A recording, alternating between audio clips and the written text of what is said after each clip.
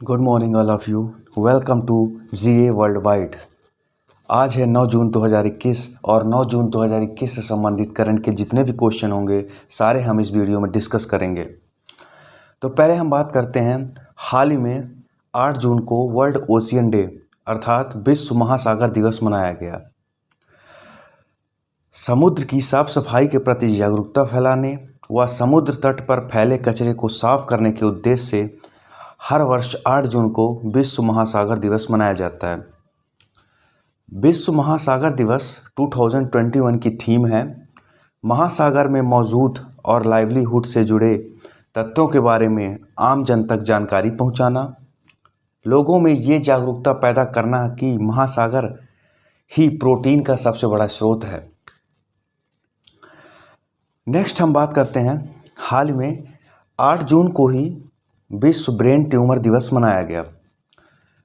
विश्व brain tumour दिवस मनाने का मकसद यह है कि लोग इस गंभीर समस्या के बारे में जानें और जागरूक हों ताकि समय पर इस बीमारी का इलाज किया जा सके। ब्रेन ट्यूमर को पहली बार जर्मन ब्रेन ट्यूमर एसोसिएशन द्वारा आयोजित किया गया था।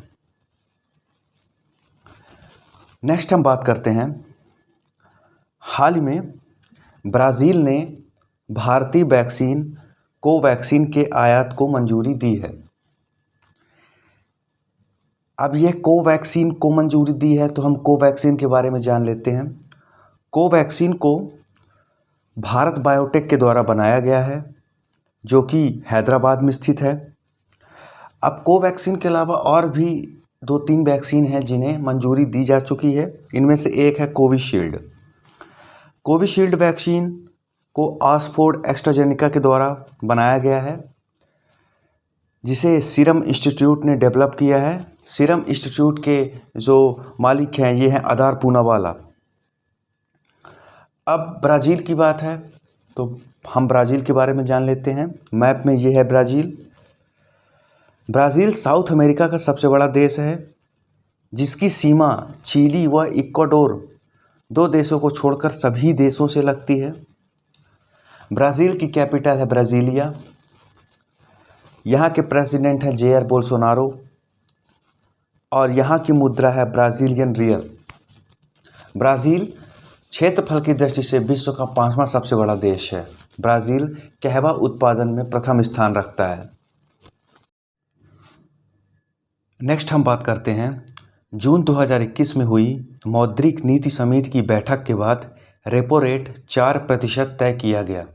अब ये रेपो रेट होता क्या है, तो आरबीआई जिस दर पर अन्य बैंक जैसे एसबीआई हो गया, एचडीएफसी हो गया को लोन देती है वही रेपो रेट कहलाता है।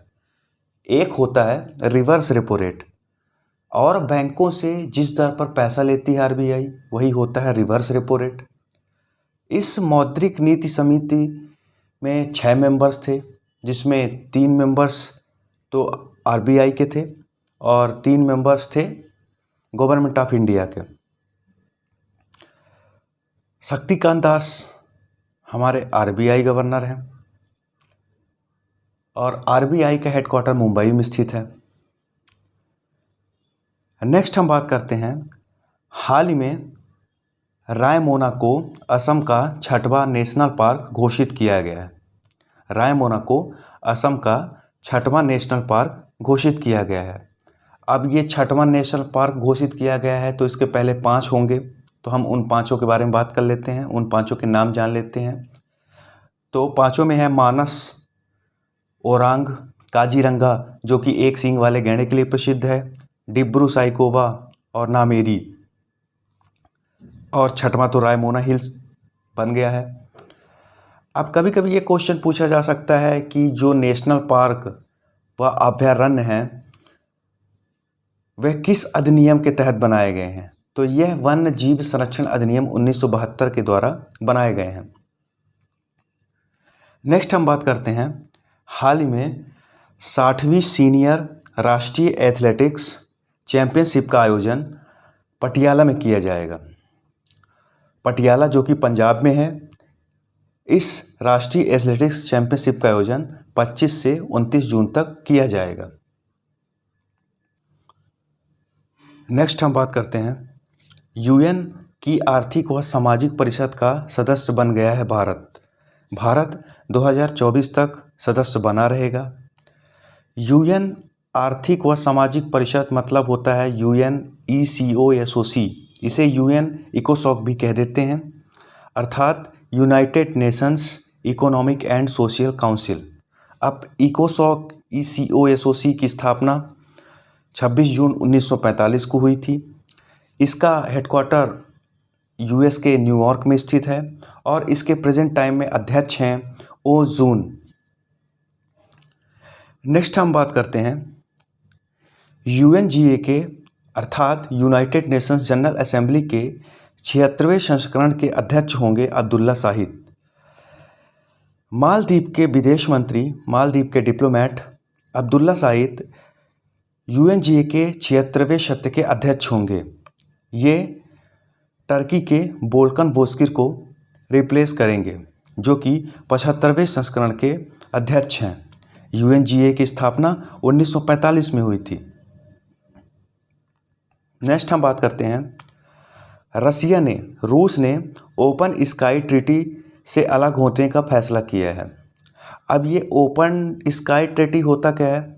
तो सर्वप्रथम US और रसिया ने यह फैसला लिया था, चूँकि ये दोनों देश बहुत बड़े आर्म सप्लायर थे, आर्म के मामले में इनका बहुत ज़्यादा नाम आता है। तो इन्होंने सर्वप्रथम फैसला लिया था कि हम दोनों एक दूसरे के स्काई में अनआर्म्ड एयरक्राफ्ट का इस्तेमाल करेंगे, अर्थात अनआर्म्ड एयरक्राफ्ट का मतलब होता है बिना सैन्य अधिकारों वाले एयरक्राफ्ट का इस्तेमाल करेंगे। इसे ही ओपन स्काई ट्रीटी कहा जाता है।